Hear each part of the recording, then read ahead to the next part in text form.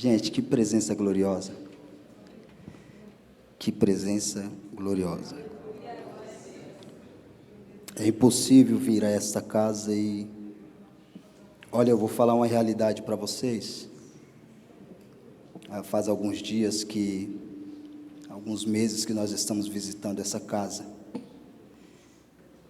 E o que eu não recebi em 11 anos, a minha vinda aqui tem sido muito proveitosa. Eu não sei o tamanho da sua sede que faz parte desta casa, pois me cabe falar que todas as vezes que eu venho neste ambiente, eu saio daqui saciado e sempre recebendo algo novo da parte do Senhor. Sempre. Se hoje fosse o culto do testemunho, certeza que hoje eu iria contar o que já recebi através dessa casa. É bem verdade que algumas pessoas, quando vão em outros lugares, o interesse é outro. A minha esposa, dentro de um conflito ministerial, uma certa feita, ela falou: já sei para onde eu vou me mudar. E eu falei: se você for, eu vou também, para Ilã.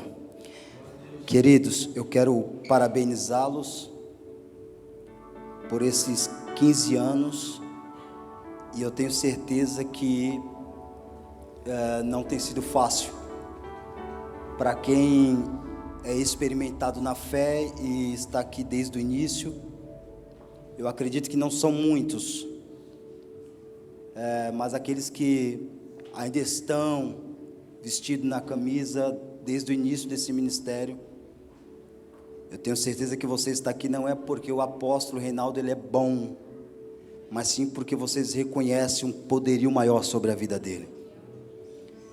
Eu chego a falar que é inteligente demais o ano que vocês estão vivendo aqui. Um ano de busca. E eu estava ali refletindo e eu falei: como é que pode, depois de 15 anos, alguém coloca um tema como esse?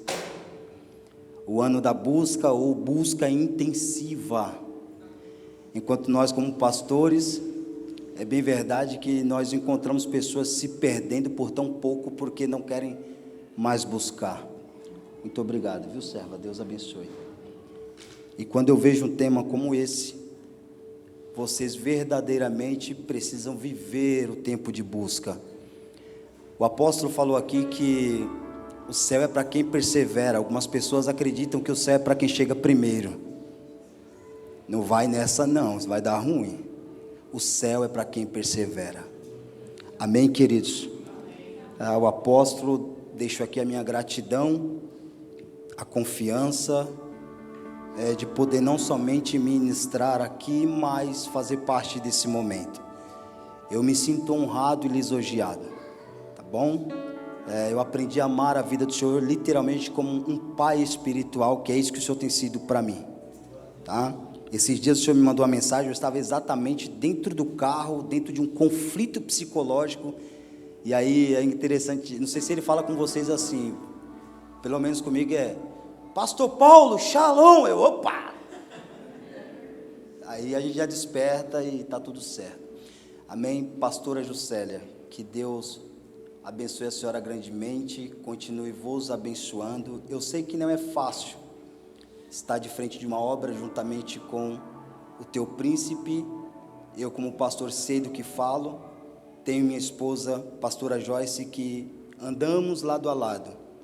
Eu sei o quanto é difícil ser esposa de pastor. Tem dias que eu choro por ela. E posso falar algo para vocês? Chupa essa manga. Chupa essa manga. Tem dia que a gente nos encontramos em um período e falamos: o que eu vou fazer lá? É o conflito que vocês vivem, por mais que existe um nível de adoração neste altar de maneira extraordinária. Viemos aqui, a última vez foi no aniversário do apóstolo, e a pastora fez questão de trazer-lhe um presente e presentear o senhor. Mas hoje nós não queremos presentear o senhor não, chega. A pastora, de maneira carinhosa, ela deseja presenteá-la com um presente simples, mas com um coração bem grande, tá bom? a pastora Joyce vai estar entregando. Em nome de Jesus.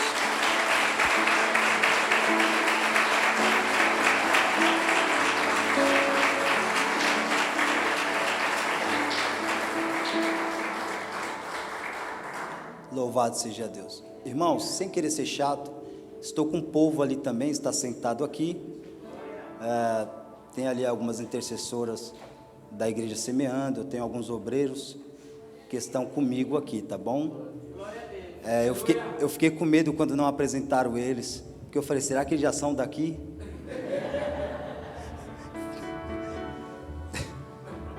Deus te abençoe, filho.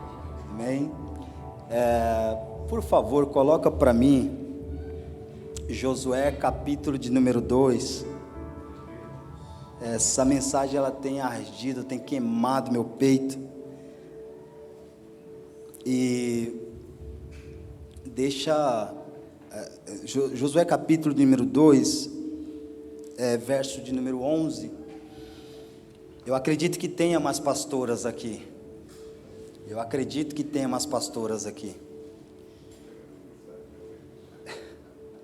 Eu tenho o costume de dizer que quando você olhar para o seu pastor e falar pastorzão, eu acho que vocês deveriam agradecer a esposa dele. Porque nós, como pastores, líderes de ministérios, não é fácil e é claro que tem dias que nem para elas nós choramos, porque talvez não suportaria. Até para manter essa distância, para que elas possam nos fortalecer. Eu falo que ela é meu combustível diário. E é uma verdade. Então, se tem mais pastoras aqui, vocês precisam se unirem mais. Vocês precisam pegar contatos uma da outra. Porque pastora de ministério local, ela não pode desabafar. E quando ela encontra uma outra pastora, pode ter certeza, irmãos, que vai sair um grande fardo. Por que eu estou falando isso? Não tem para onde correr. Todas as igrejas, 70% mulheres. Todas. Tem igreja que eu entro para ministrar, só tem um homem, que é o porteiro. É mulheres. Então, se as mulheres não se unirem por esses últimos tempos, a igreja vai perder a força. Essa é uma realidade que muitos de nós, por muitas vezes, não falamos. A parte intercessória da igreja são mulheres. A parte do abraço são as mulheres. As que choram e clamam ao Senhor pela necessidade da igreja. Então se abracem mais vocês. Busquem uma a outra. Amém. Verso 11.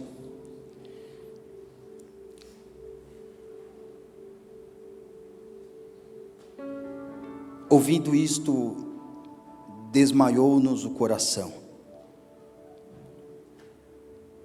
E em ninguém mais há ânimo algum, por causa da vossa presença. Porque o Senhor, vosso Deus, é Deus em cima, nos céus e embaixo da terra. Agora, pois, jurai-me, vos peço, pelo Senhor, assim como usei de misericórdia para convosco, também dela usareis para com a casa de meu pai, e que me dareis um sinal, certo, verso 13, de que conservareis a vida do meu pai, da minha mãe, como também a meus irmãos e a minhas irmãs, com tudo o que tem, e de que livrares a nossa vida da morte. Verso 14. Então lhe disseram os homens: a nossa vida responderá pela vossa, e não, se não denunciardes esta nossa missão. E será, pois, que dando-nos o Senhor esta terra, usaremos contigo de misericórdia e de fidelidade. Você pode dizer um amém? Amém. Essa primeira fala é de alguém que o nome ou a forma que o texto apresenta é muito deselegante. De repente, a forma até de expressar pode soar de uma maneira pesada. Agora olha para cá. Se eu pronunciar neste ambiente da mesma forma que a Bíblia pronuncia, tem um peso. Parece um nível um pouco baixo da maneira de uma fala. Essa mulher que está abrindo o coração demonstra uma preocupação pelos seus entes queridos, mas a forma que o texto descreve não condiz com a sua conduta, ou a sua conduta não condiz da forma que o texto apresenta. Eu fiz questão de fazer essa leitura porque é alguém que não é bem visto, mas é alguém que ainda tem uma certa preocupação ou uma certa sensibilidade de olhar para dentro da sua casa e entender que a própria atitude pode mudar não somente a geografia ou a eternidade da sua própria família. Apóstolo, essa mulher, quando ela libera esse tipo de voz, essa fala, ela expressa dentro da própria fala uma sensibilidade de alguém que no teu subconsciente está imaginando: se eu tomar uma atitude, eu posso mudar todo o contexto da minha casa. Ela entende, ela sabe quem ela é, ela sabe do que chama, e também sabe o próprio nome. Porém, um escritor, ele faz questão de citá-la como prostituta. Qual é o nome dela? Só 3, não está comigo não. Qual é o nome dela? Percebes que não falei o nome, mas pelo dito você já sabe. Se eu falasse para vocês quem é a prostituta que a Bíblia apresenta, quem é? Percebes que ela tem um nome, mas pelo que ela faz, nós já sabemos quem é. Raabe, conhecida como a prostituta. Porém, uma mulher, e nós baianos chamamos de mulher da vida. Ela tem uma característica de alguém desvalorizada. Mas ao mesmo tempo, mesmo ela sendo desvalorizada pelo seu ofício, dá para enxergar o coração. Dá para ver que de repente, diante de uma necessidade, é o que dizem que nasce a ocasião, mas essa mulher tem um nome, e além do nome dela, onde a Bíblia expressa primeiro o ofício que ela ocupa, mas dentro desse contexto nós não precisamos ser psicólogo, até mesmo porque quando nós lemos a Bíblia, está sendo expresso maior psicanálise, então nos leva também a esse ponto de sensibilidade de tentar estudar o coração da mesma. E é estudando o coração dela que nós conseguimos detectar a urgência de uma fala. Ela esquece o que ela ocupa, ela vence um estado de vergonha pelo que ocupava, e coloca para fora, como o pastor Henrique falou, deixa eu abrir o coração. Ela abre o coração, agora vai para cá, ela abre o coração diante de uma oportunidade que ela teve, foi oportunidade única, fala comigo, única. Esse dia que nós estamos aqui é único. Esse dia de hoje é 15 anos, o ano que vem, quantos anos que é? Então fala comigo, 15 anos, não se faz duas vezes. Fala comigo assim, então hoje é a oportunidade única que Deus está me dando de abrir o meu coração para mudar a geografia de alguém.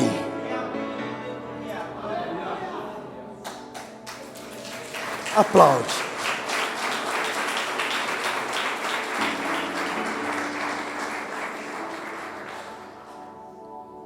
Ela abre o coração, coloca o estado interno para fora. Quando é que ela abre o coração e coloca esse estado para fora? É quando dois homens conhecidos como espia, onde a Bíblia também não se fala o nome. Dois homens que estão debaixo de uma autoridade. Autoridade essa permissiva por Deus. Josué está debaixo de uma autoridade divina, e olha que forte isso.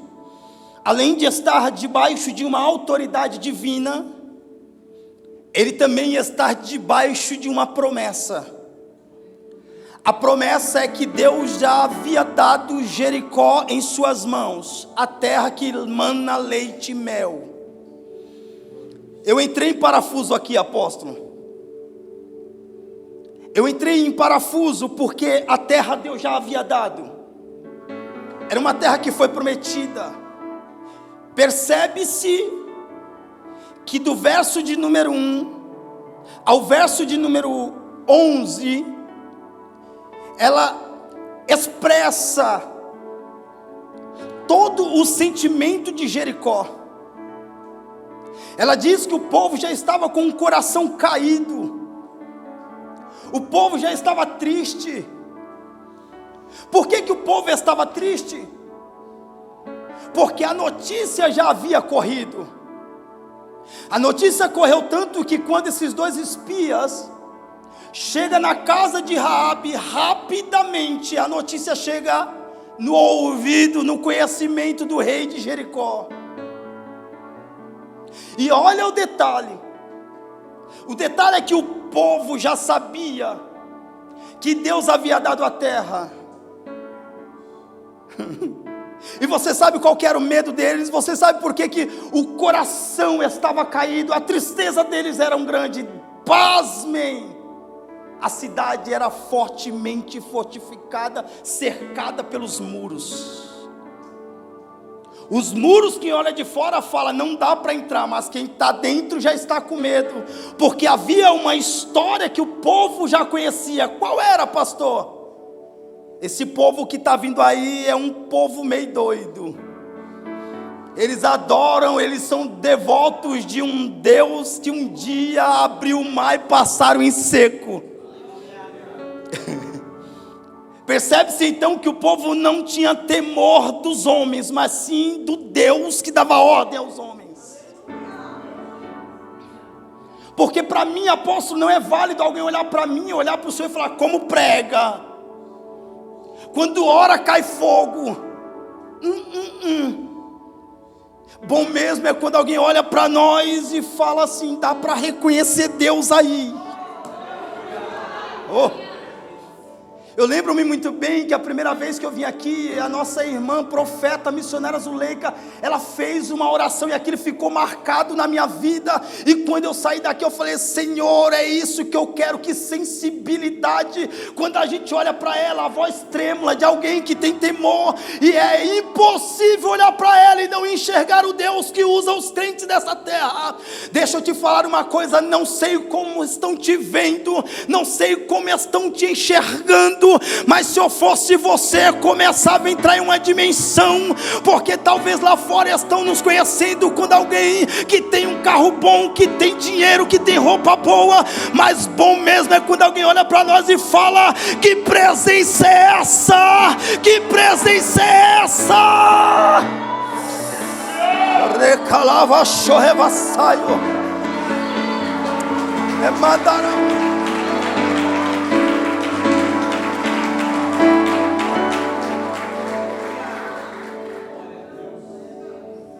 Chega os dois homens. Ela fala: já sei o que vocês vieram fazer aqui. Eu fico imaginando, eu acho que ele estava de terno, sapato social e gravata. Eu sei o que vocês vieram fazer aqui. Será que foram conhecidos pelas vestes? Olha para cá, eu sei que aqui não tem, só na Semeando. Se fosse eu que tivesse vendo dois homens entrando no prostíbulo na casa de Raabe, rapidinho eu ia ligar para o apóstolo do céu. Sabe aqueles dois homens lá? Aqueles dois profetas? Aquele lá que você só anda com ele? Rapaz, se eu contar onde ele entrou. Sabe aquela mulher da vida? Que mora lá no muro, lá em cima. Não tem como errar o endereço. Glória a Deus que não tinha ninguém da Semeando lá. Porque nós da Semeando, nós gostamos de uma fofoca, irmão. Aqui não, só lá. Queima. Pastor! Oi, o senhor não sabe o que eu vi, o quê? Rapaz, aqueles dois caras lá que o senhor anda assim com ele, ó. Entrou na casa daquela mulher lá, ó. Tá certo. Enquanto alguém está do lado de fora apontando quem entrou para dentro da casa dela, está uma mulher que é vista como prostituta olhando para ele e falou: eu sei quem vocês são. Não estava de gravata, não estava de social, não. Certeza que não entraram com a Bíblia na mão. Você não precisa falar bonito, não precisa estar com o cabelinho cortado. Eu cortei hoje para vir para cá hoje, pastor. Não, mas é o seguinte: o crente aonde chega, antes de abrir a boca, precisa transmitir algo. Ô glória! Tu lembra de Mateus, irmão? Sabe qual era o serviço de Mateus? Mateus trabalhava sentado na coletoria, sentado e contava dinheiro. Que serviço ruim era esse? Sentado. Jesus passa e diz: vem e me segue. Ah, vai. Mateus, inteligente, ganhava bem porque trabalhava para romano. Detalhe: Mateus não era pobre, irmão. Mateus tinha terra. Por que tinha terra? Porque às vezes pessoas iam lá e pagavam para ele por terra, e os romanos não aceitavam a terra. Então os patrões, se eu posso falar assim, os patrões de Mateus, quando ia pagar para ele, não pagavam em dinheiro, pagava com terra. Aí Jesus passa do nada. Eu fico imaginando, irmão, o que é isso aqui? Jesus está passando. Isaías diz que ele não tinha boa aparência. Isaías diz que ele foi rejeitado entre os homens. Do nada ele passa e fala: vem, me segue. Agora me responde: tu ia? Ia nada. Maltrapilho, não era bem vestido, passou por alguém que tinha dinheiro, serviço bom. Olha o texto. E Mateus largando tudo. Por que Mateus larga e segue? Porque para nós está escrito: vem e me segue. Mas para Mateus não foi vem me segue. Vem me segue é o traduzido, o original é acolotel. E o que é acolotel? Você pisa aonde eu piso. Ô irmão, espera, tem alguma coisa errada aqui. Tem que ter poder demais. Não tem aparência. As vestes não é boa. É rejeitado. Passar por alguém e falar acolotel, você pisa aonde eu piso, ele está dizendo: vem e me segue. Mas por que Mateus seguiu? Porque Mateus conhecia, inteligente. A palavra colotel só podia ser falada de pai para filho. Vou falar de novo: de pai para filho, ou de alguém que é maior para alguém que é menor. Quando Jesus passa e libera essa palavra, acolotel, eu fico imaginando o poder que saiu essa palavra. Eu fico imaginando o poderio que saiu essa palavra. É tipo assim: não tenho boa aparência, de repente não sou quem você queria que eu fosse, mas a palavra saiu com tanto poder que Mateus não resistiu, largou tudo e passou a seguir Jesus. Deixa eu te falar uma verdade: eu não sei como que está o teu coração, talvez pedrificado ao ponto de não conseguir mais detectar quando Jesus está na casa. Eu vim aqui para te dizer que Ele está nesse ambiente dizendo para você: Acoloteu. Se você vir pisando, eu garanto a tua passagem. Se você vir pisando, eu garanto o livramento para você. Fala comigo: Acoloteu. Fala bonitinho, irmão. Acoloteu. Essa expressão é por causa do deserto. Todos os pais, quando iam sair com seus filhos, andando pelo deserto, o pai tinha que ir na frente e o filho tinha que ir atrás. Por quê, pastor? Lembra de João Batista, raça de víbora? Lembra? O que João está falando? João está comparando quem tinha extremo conhecimento, alguém que conhecia a Torá, mas entrava por aqui e saía por aqui. O que João Batista está falando? Vocês são como víbora. Por que ele está dizendo isso? Porque a víbora não tem cava do ouvido para o cérebro. O que nos faz movimentar é o cérebro. O som entra por aqui. Se você fala daí, vai para a direita, eu vou para. Se você falar, vai para a esquerda, eu vou para. Então o som está entrando aqui, emitindo para o cérebro e aceita o comando. A víbora não tem cava do ouvido para o cérebro. É isso que João está falando. João está falando: vocês são como raça de víbora.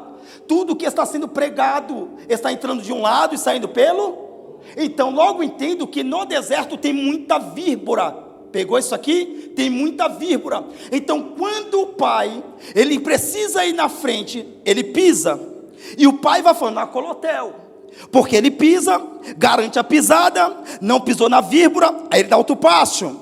Ele dá outro passo, porque todo pai precisa garantir a passagem, a segurança do teu filho. Então quando eu pego todo esse contexto, eu logo entendo. Tem pessoas que estão na igreja, mas estão andando errado. Tem pessoas que estão dentro da igreja, mas não estão andando com Jesus. Não confunda, irmãos. Eu como pastor sei do que estou falando, e nem estou pastoreando há 15 anos, mas eu busco um pouquinho aqui, um pouquinho ali, para chegar nessa linha de pensamento, que a igreja está passando por um período de esfriamento espiritual, porque nós sabemos bem o endereço da igreja, mas ainda não sabemos quem é Jesus. E é Ele que está dizendo esta noite: se você começar a pisar onde eu piso, pode ter certeza que a vida muda. Se você começar a pisar onde eu piso, a tua trajetória vai ser outra. Se você começar a pisar onde eu piso, eu garanto a tua segurança. Se você pisar onde eu piso, você não vai aonde você quer, você vai andar segundo a minha vontade. Oh, você consegue entender isso aqui? Você consegue entender isso aqui? Escute uma coisa. Eles se apresentam para ela, ela olha para ele e testifica sob a presença do Eterno. Como é bom andar com a presença. Eu percebo nesse texto que andar com a presença eu falo menos, porque quem carrega a presença não precisa falar muito. Quem carrega a presença não precisa falar muito. Porque quanto menos eu falo, mais a presença se manifesta. Eles chegam na casa, existe uma tensão, porque a tensão é sobre o que eles foram exercer.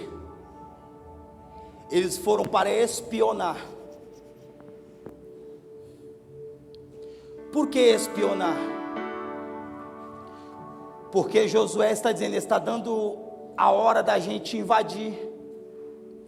Daqui a pouco nós vamos começar a caminhar segundo a ordem de Deus.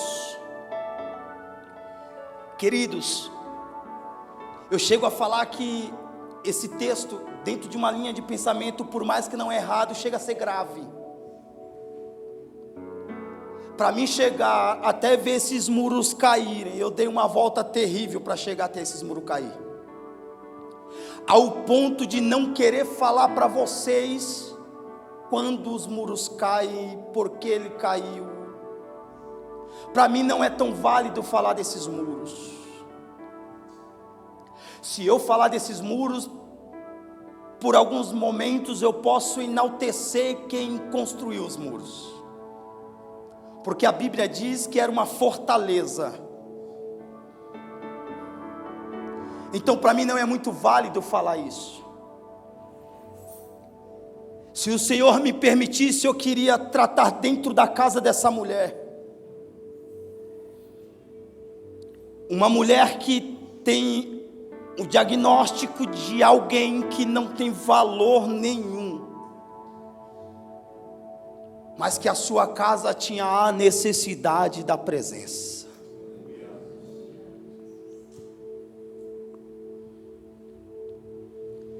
Vai chegar no ouvido do rei de Jericó que esses dois homens estavam ali. Ela esconde os dois. Ela coloca no eirado, aonde ficava as canas de linho, os rolos de linho finos. Quando os homens chegam para que o entregasse, ela diz: de fato eles vieram aqui, mas já foram embora. Vai por ali, porque possa ser que vocês alcancem. Eles saem da casa dela e vão em busca de alguém que não fugiu.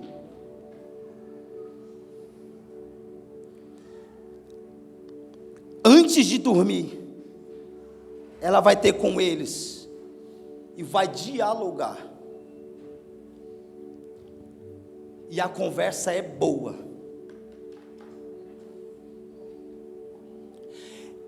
Ela aproveita a oportunidade. Ela aproveita a...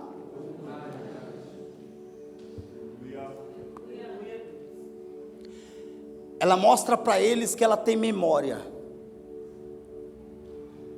E abre para eles, fez questão de falar para eles o que ela fez por ele. Eu olho para essa mulher, apóstolo, e falo: poxa vida, que mulher sábia. Mas a gente não consegue olhar para isso. Nós não conseguimos notar esse detalhe. Por quê? Pelo ofício que ela ocupava. Inteligentíssima. Está olhando para dentro da casa, tem uma necessidade. Está olhando para esses dois homens falando: já sei aonde eu vou atacar dessa vez. Está olhando para a família e está falando assim: eu só queria uma oportunidade. Quando olha para os dois espias, fala: eu não posso perder essa oportunidade.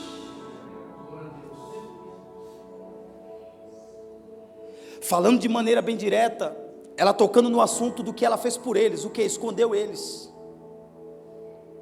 Ela faz questão de tocar no assunto que o povo de Deus ia passar como um rolo compressor, destruindo tudo. Sabia do poder que Deus tinha. Aí ela faz uma jogada que dá certo. Apóstolo, a nossa geração aprenderam que é só ir na campanha. É 7 dias lavando os pés, vai dar certo. Não, eu vou de sexta, porque sexta tem o culto de libertação, e chegar lá o pastor vai colocar a mão na minha cabeça. A nossa cultura fala disso, quando na verdade não queremos revelar que estamos apoiados em algo, e não aproveitamos as oportunidades. Tem que ter algumas coisas para completar aquilo que eu quero. Ela está dizendo: eu só quero aproveitar a oportunidade. Não, porque se eu for lá na quarta-feira, é quarta do milagre, alguma coisa vai acontecer. Olha a frustração, nada acontece. Porque olha para cá, por favor. Existe um jargão que nós falamos por muitas vezes, e isso não está na Bíblia. Aonde Deus está, alguma coisa? Se você ler a Bíblia, você vai ver que existem lugares, tem lugares que Deus foi, que Deus estava, Jesus passou e nada aconteceu. Dica de nada aconteceu. Essa mulher está olhando para toda essa situação e ela tem uma ideia: olha, eu dei livramento para vocês, eu ajudei vocês, eu posso te pedir uma coisa? Agora é o momento de fala. Eu posso te pedir alguma coisa? Sim. Quando vocês vier, livra meu pai, livra minha mãe, livra meus irmãos, livra também as minhas irmãs. Olha o pedido. Enquanto isso, eu olho para uma geração que está dizendo: você não quer ir para a igreja? Não precisa, salvação é individual mesmo. Se Jesus vir e eu subo, tu vai para o inferno. Para que tudo isso? Olha essa mulher, a improvável. Eu já fui improvável, irmão. Eu já fui um que todo mundo da minha família olhava para mim quando eu conhecia a minha esposa. O meu pai olhou para ela: filha, você é tão linda, você é uma princesa, sai fora desse cara. Improvável. Mas a improvável está olhando para dentro da casa e falando: eu quero que o meu pai, minha mãe, meu irmão e minhas irmãs sejam salvos. Ela não falou assim: olha, eu quero um carro para cada um deles, eu quero casa para cada um deles. Não, livra meu pai, livra minha mãe, dá livramento para os meus irmãos. Dentro de um contexto ministerial, queridos, quantos de nós amaldiçoamos quem senta do nosso lado? Mas a improvável está falando: salva meus irmãos. Apóstolo, eu lembro muito, há 13 anos atrás, eu chegando dos rolês da vida, 2, 3 horas da manhã, meu pai já avançado em idade, lá em cima, clamando, e eu ouvia, quando passava no corredor: Deus visita o Paulinho aonde quer que ele esteja.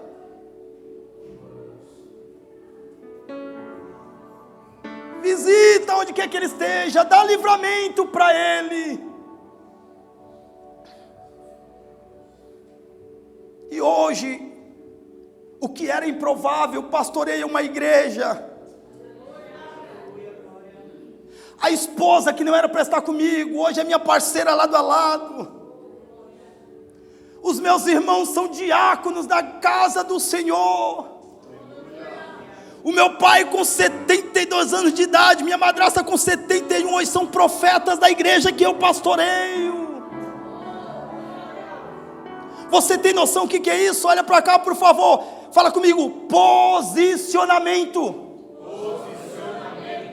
Eu só preciso me posicionar aonde ninguém se posiciona.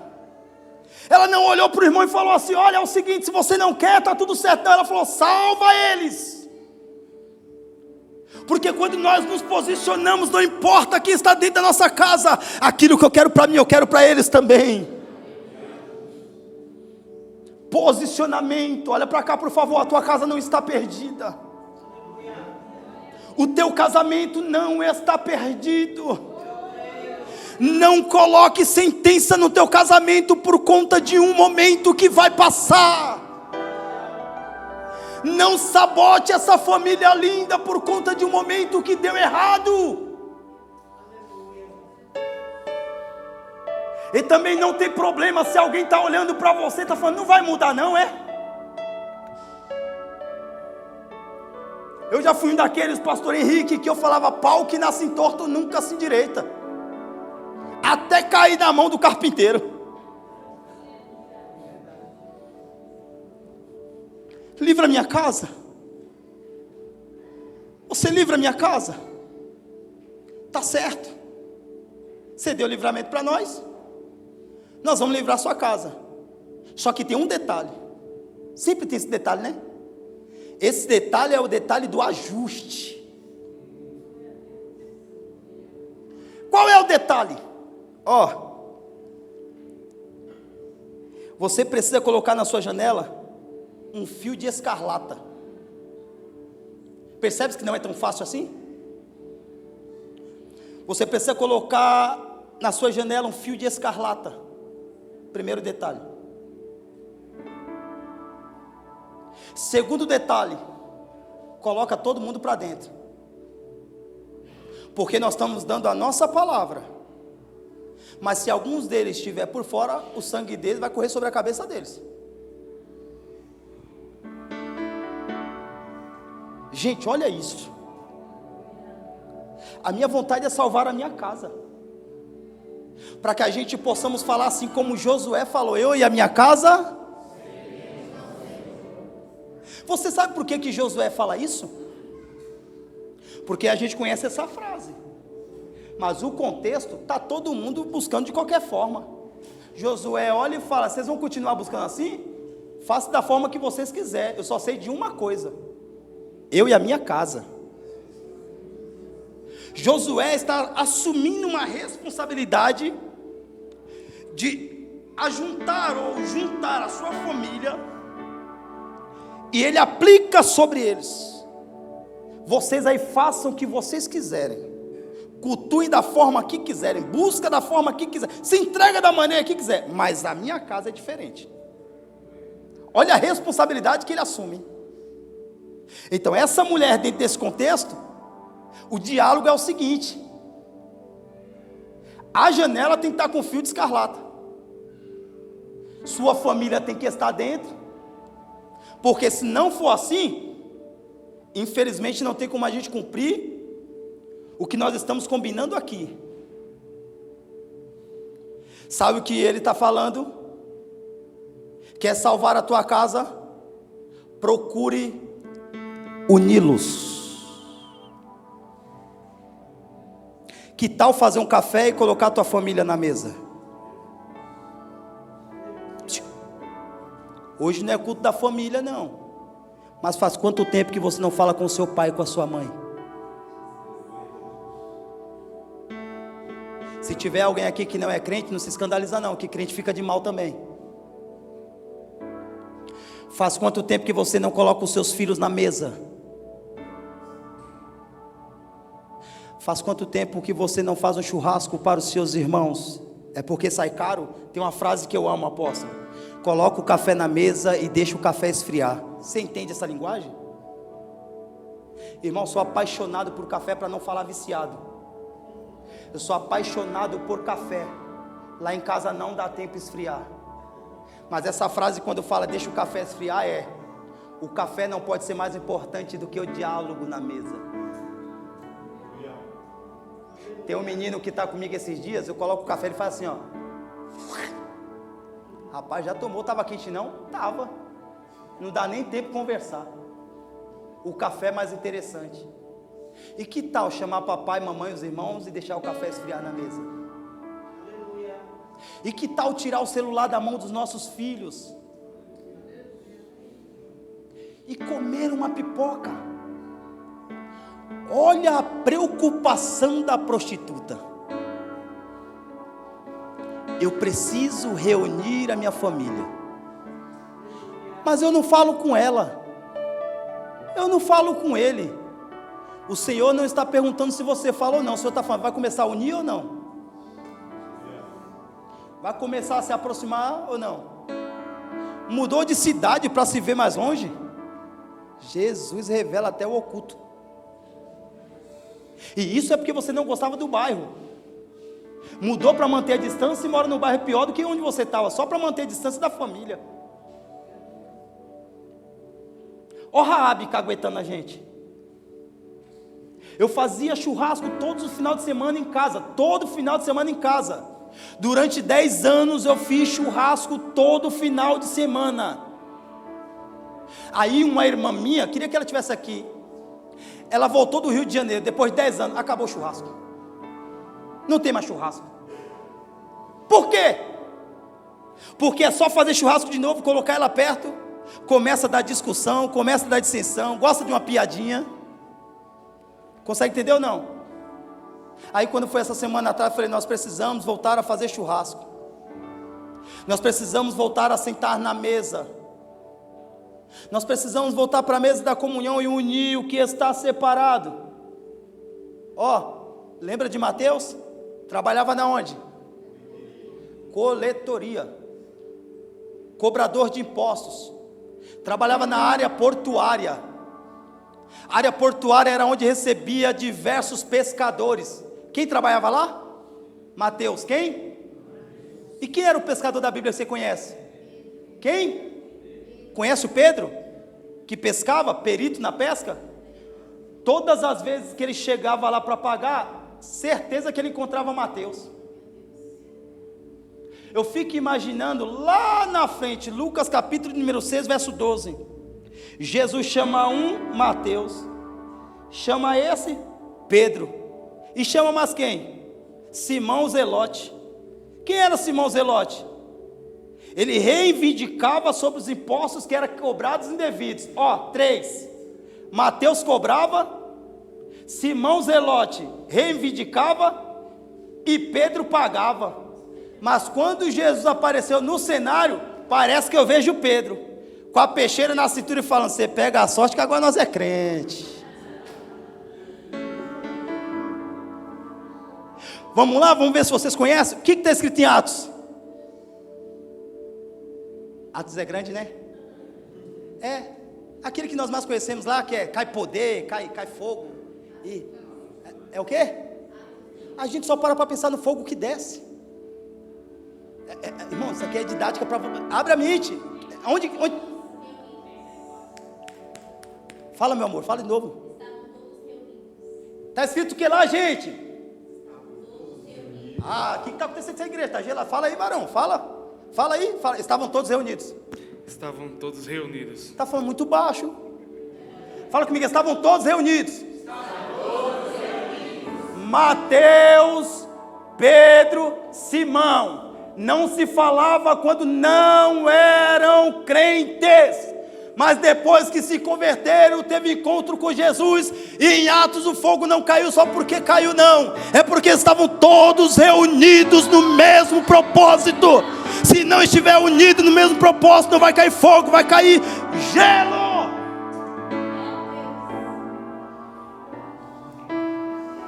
Quer que Jesus reacenda o teu casamento? União. Quer que Jesus reacenda teus filhos? União, mesa. A prostituta está ensinando para a gente voltar para a mesa. A prostituta está ensinando para a gente, senta na mesa com os teus filhos. Não importa, e sabe de um detalhe? Hoje, pastor, hoje, não querendo ser soberbo, mas pelo poder de influência familiar, se eu falar hoje, domingo eu quero reunir a família para tomar um café, todos os meus familiares se reúnem.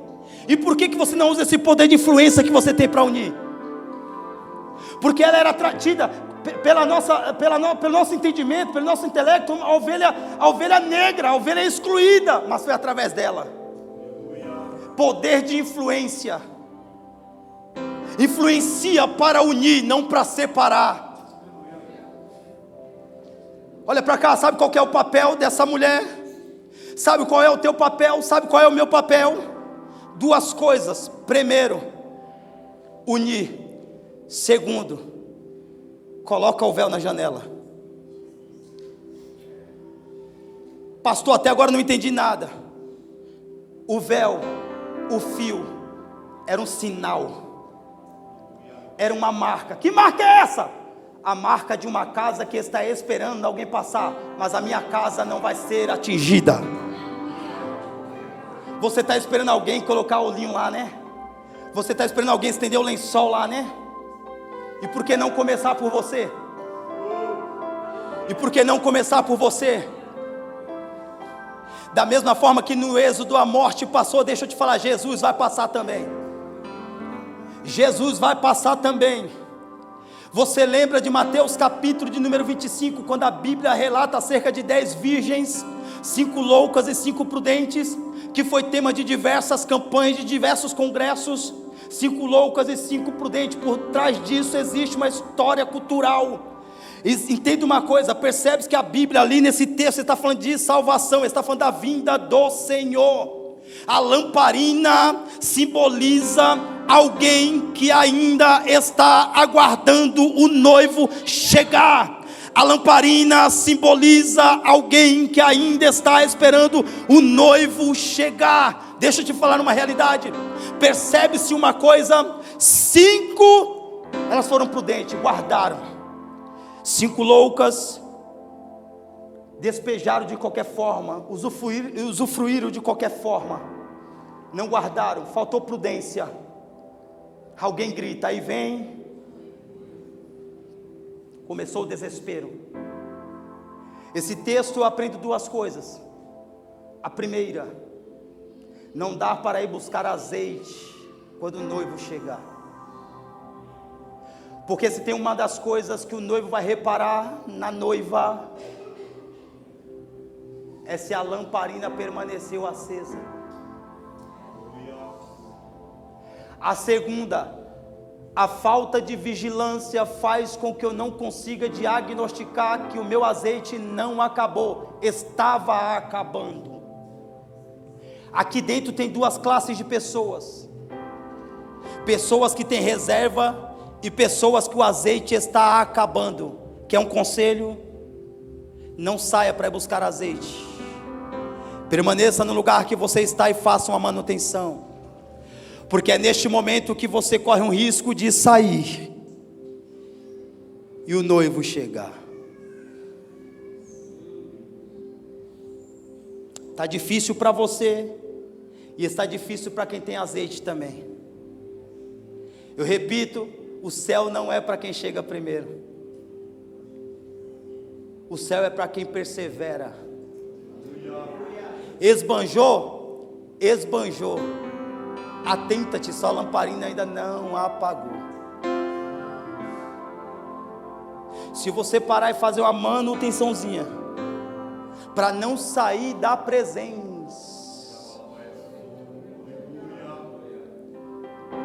O diabo vai iludir muita gente falando, não vai dar essa lamparina aí não, hein? Esse azeite aí está se esgotando. Escute, está se esgotando. Não se esgotou. E aí alguém vai sair da presença para buscar. É aí.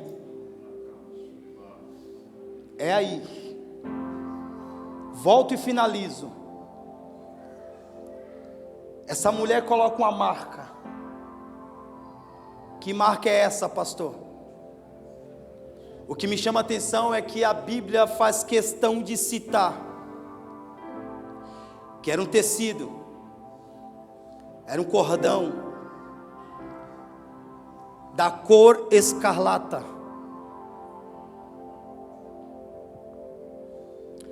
Apóstolo, parece loucura isso daqui, porque quando fala cor escarlata, entenda algo, escarlata não era o tecido, escarlata é uma cor. Quem sempre gostou de pintura quando era mais novo, conheceu cor primária e cor secundária. Então você logo entende que escarlata não é um tecido, é uma cor. E da onde que era extraído essa tinta? Um bichinho muito pequeno. Para você ver ele tinha que estar em romaria. Muitos. De longe você não conseguiria enxergar porque ele é muito pequeno, minúsculo. Mas quando eles se juntavam de longe parecia um só. E quando você chega perto percebe-se que tem muitos. O nome desse bichinho se chama tolar. Quando é que esse tolar libera essa tinta? É quando começa a dar luz aos seus filhotes. Ele gruda em uma árvore, em uma madeira. E quando ele gruda em uma madeira, é sinal que está chegando o período de dar a luz. Ele vai dar a luz, morre. Os filhotes nascem. Os filhotes começam a consumi-lo. E começa a pingar essa tinta dele. E enquanto está pingando essa tinta, ele está morrendo. Os filhotes estão nascendo. E ele está morrendo. Quando ele morre, com 3 dias ele seca. Como que se chama essa tinta desse bichinho? Carmesim. É extraído desse líquido que sai, carmesim, e usam como a cor escarlate. Existe um detalhe primordial aqui, apóstolo. Esse bichinho, quando ele morre, os filhotes nascem. Você não nasceu quando a sua mãe deu à luz. Nós nascemos quando Jesus morreu no Calvário. E o detalhe primordial é que quando esse bichinho morre, em 3 dias ele está seco. Acabou. O meu Jesus é diferente. Percebe-se uma coisa? Você lembra dos fariseus em Mateus capítulo de número 12? Mostra-nos um sinal. Aí eu demorei para entender isso, apóstolo. Jesus olha para eles e fala: olha, vocês pedem um sinal? Pois não haverá sinal maior do que o sinal do profeta Jonas. O que tem a ver? Tudo. Está escrito que Jonas, quando vai para dentro do grande peixe, ele desce e fica 3 dias lá embaixo, e a Bíblia descreve como fundo do abismo, e quando ele sobe através da pregação, salva toda a cidade de Nínive. O que Jesus está querendo dizer? Assim também vai acontecer comigo. Eu vou morrer, vou descer no ventre da terra, e ao 3º dia eu ressuscitarei, e assim como Jonas salvou toda uma nação, eu salvarei toda a humanidade. Olha para cá, deixa eu te entregar isso daqui. Por um bom tempo da minha vida, eu achei, apóstolo, que eu não morri porque eu era bom. Eu não morri porque eu achava que eu tinha conhecimento demais. Eu conhecia bandido demais, conhecia malandro demais. Eu não morri, sabe por quê? Porque quando a morte passou lá em casa, que ela olha para a janela, ela viu o fio de escarlata dizendo: não posso tocar porque essa casa tem a marca, e a marca do sangue carmesim. É por isso que Davi diz para que ele seja lavado com sangue carmesim. Você não morreu, não é porque você é bom. O teu casamento não acabou, não é porque você é bom de papo, de diálogo. É porque o teu casamento está guardado pelo sangue do Cordeiro. O teu filho não morreu, não é porque você tem conhecimento, é porque a tua casa está sendo guardada, é porque a tua família está sendo guardada, as tuas finanças estão sendo guardadas, tudo quanto é teu está sendo guardado debaixo do esconderijo do Altíssimo. Aleluia, aleluia, aleluia. Por um bom tempo da minha vida eu falei: eu sou o cara. Esses dias eu encontrei um rapaz na porta de casa, parei o carro, estou descendo, meia-noite, tinha acabado de chegar na pregação, aqui mesmo no Jardim Brasil. Meia-noite, pastor, que toda vez que eu paro de pregar, a gente quer bater aquele papo, sempre tem aquele cafezinho. E esse rapaz estava muito doido, muito louco, muito louco, muito louco. E ele começou a me abraçar, ele começou a falar: pastor, um dia eu vou tomar a mesma decisão que você. E aí do nada começou a subir mais 2 jovens, esses 2 jovens eu não conhecia. E aí, rapaz, esse cara começou a me abraçar. E ele começou a falar para os camaradas dele: ó, hoje é pastor, mas esse aqui já foi embaçado. Esse aqui era embaçado. Aí falou algo que eu nunca fui. Esse aqui era criminoso. Eu falei: sangue do cordeiro. Eu fico imaginando, missionário Azulega, se o cara olhou para mim e falou que eu era criminoso sem ser, imagina quantos criminosos não já quis me matar. Hã? Passava em todas as biqueiras, e aí rapaziada, tal, conversava. Aí você vai ficando conhecido. Aí as pessoas começam a achar que a pastora está aqui de prova. Foi o maior tormento quando nós fomos morar juntos. Estávamos fora do evangelho e nós fomos morar junto.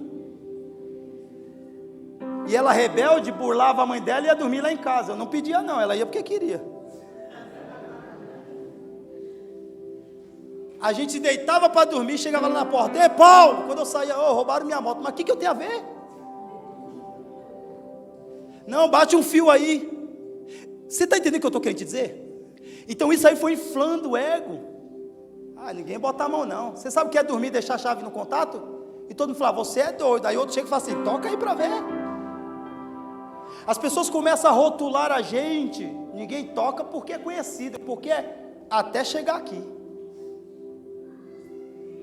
Até chegar aqui e entender que não tocaram não é porque eu sou bom ou fui bom, porque não sou nada, sou pobre, nu e miserável. Mas alguém, mesmo não tendo direito de fazer, resolveu cobrir a minha casa. Olha para cá. Nós homens, que às vezes somos bravos demais, ninguém pode ir com a gente. Que é isso, cara? Minha esposa fala: rapaz, tu é ranzinzo. Ela fala: você é duro na queda.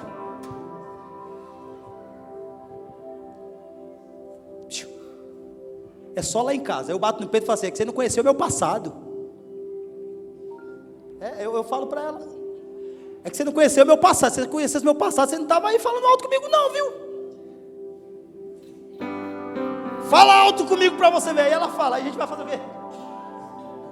Por que não pode fazer nada mais nada? Porque você está aprende aí, varão. A varoa cutucando o varão lá. A sua casa está marcada. Se você olhar na geografia, nos muros não tinha só a casa de Raabe. Não. É que a gente está focado nos muros cair e não olha esses detalhes. Não tinha só a casa dela, tinha outras casas. Agora eu te pergunto e você responde: qual era a casa de que tinha a marca?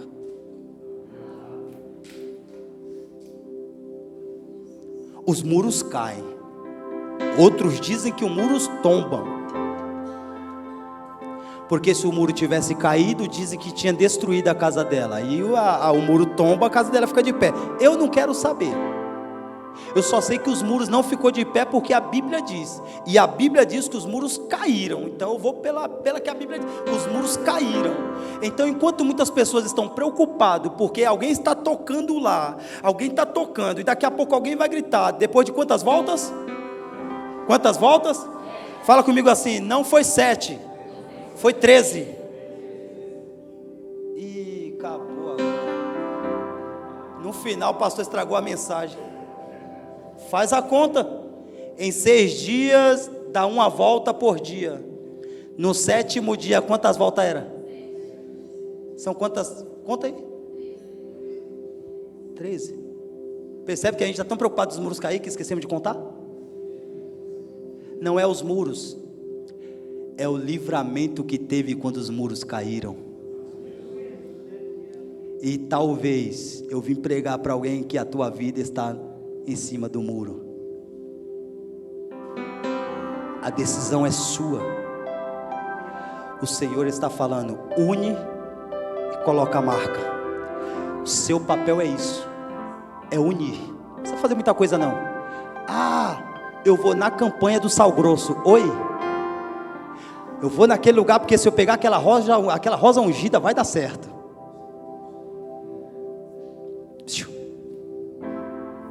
É por isso que tem muita gente saindo, largando a fé cristã e indo lá para o centro de São Paulo para que a cigana leia a mão para ver se vai dar certo. Ô crente, olha para cá. Não adianta você pegar nos postes aquele número que está escrito: traga o teu amor de volta em 3 horas. É o sangue. É o sangue. É o sangue. É o sangue. É o sangue. Enquanto você está aí pensando o que eu vou fazer, a Bíblia está dizendo: é o sangue. Pode ir na macumba, na umbanda, na quimbanda, menina do cantuá, e nem estou falando de religião, estou falando de práticas. Você pode ir no espiritismo, no Allan Kardec, pode ir para onde você for. Eu repito te dizendo: é o sangue, é o sangue. Balança alguém que está do teu lado aí, por favor, e fala: é o sangue. Fala: para de correr, o que vai manter você de pé é o sangue. Não fala, ele não acordou, ele está dormindo aí, ó. Fala: é o sangue. A tua casa está debaixo do sangue. É o sangue. É o sangue, é o sangue. O livramento é pelo sangue de Jesus.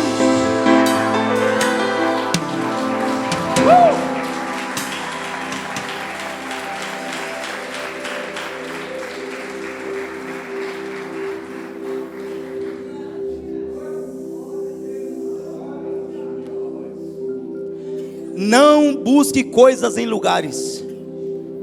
Não se perca com as perdas. É pelo sangue. A graça nos direcionou a isso. É pelo sangue. Não tínhamos direito, mas fomos enxertados pelo sangue. Foi ele que falou para Tomé: Tomé, agora que viste creres, bendito é aquele que não viram. Neste momento ele está nos incluindo e falando: sejam lavados de sangue. Não busque resultado em coisas banais. Busque em Jesus.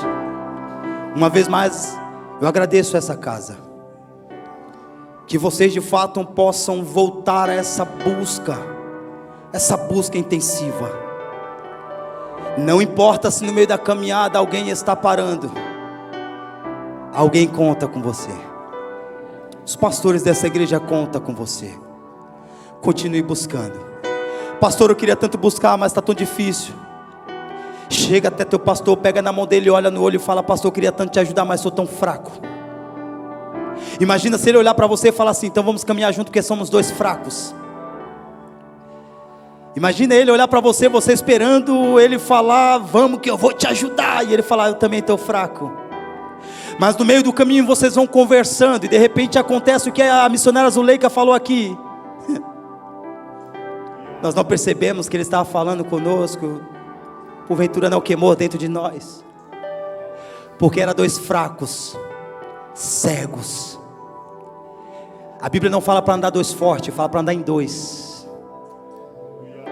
Quem tocou na orla de Jesus não foi uma mulher forte, foi uma mulher fraca.